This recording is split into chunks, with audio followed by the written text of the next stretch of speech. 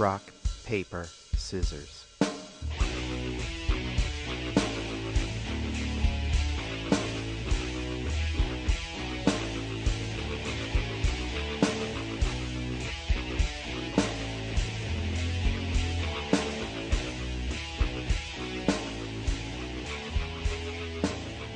That was a total mess, Knottop said. We looked like shit out there. Outside the van, snow was falling, forcing the grouchy guitar player to turn on the wipers. It's fucking September, Dreads thought, twisting a trademark dreadlock in her finger. Every year this bullshit gets earlier and earlier. In the back seat, Weirdbeard was drumming on his knees with some sticks. He was always drumming on his goddamn knees. You would think that it would improve his timing, but it didn't. If it were up to Dreads, they'd be looking for a new drummer, but it wasn't up to her. This was not Top's band. At least it was at present, and he was not going to give his best friend the boot just because he didn't meet the chick bass player's exacting standards. But politics and the filthy habits were likely to change, especially since Dreads had become the focal point of the band. She was hot, she knew it, and it was only a matter of time before she leveraged that fact into getting her way. I thought we were pretty good, Weirdbeard said, still drumming. You always say that, shot back Dreads. Hey, don't get down on me for being positive. Dreads leaned back to meet eyes with the chrome-domed drummer. He smiled when she did, always with the same come-at-me-bitch look that was part antagonism, part attraction. I wonder if Joan Jett had to put up with this when she went solo, Dreads considered bitterly. Not fucking likely, was her conclusion.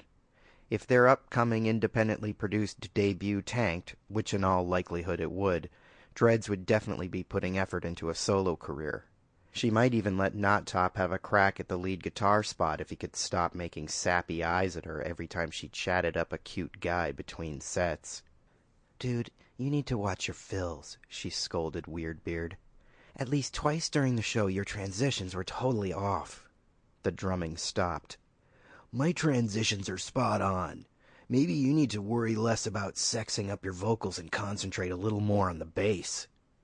Her playing was fine, said Knottop to the rescue. Your fills were off.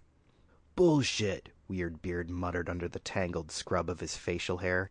Just hoping to get your dick wet. What was that? Knottop looked back to challenge him, taking his eyes off the rapidly snow-filling road. It was real nice that he felt the need to defend her honor, but Dreads was more concerned with getting back to the rehearsal space alive.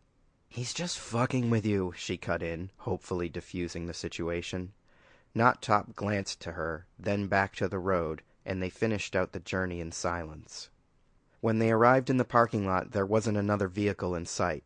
The long utilitarian building that now housed Tactile Studios was a thriving textile mill at the turn of the 20th century, back when this remote and sad upstate town had a reason to exist.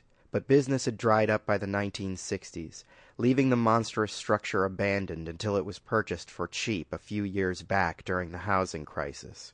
The sellers expected that the new owner would tear the building down to make way for condos or something, but the buyer, Chaz, was an aging trust fund kid still nursing rock and roll dreams. He renovated the top floor into rehearsal rooms to bring in some money, and kept promising to put a state-of-the-art recording studio in the ground floor, a promise that had yet to materialize. Regardless, the monthly rates were reasonable, and the filthy habits had no complaints about the quality of their practice environment. But just looking at that boarded-up ground level gave Dreads a weird chill, like an untraceable wind crawling up her back, and she wasn't the type to get easily spooked.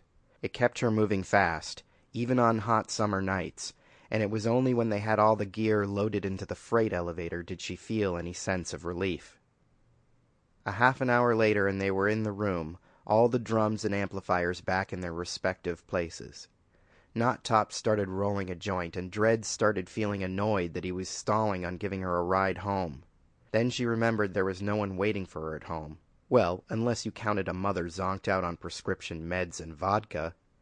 The guitarist lit the joint, took a deep drag, and offered it to Dreads even though Weirdbeard was holding out a greedy hand. What the hell? Sample complete. Ready to continue?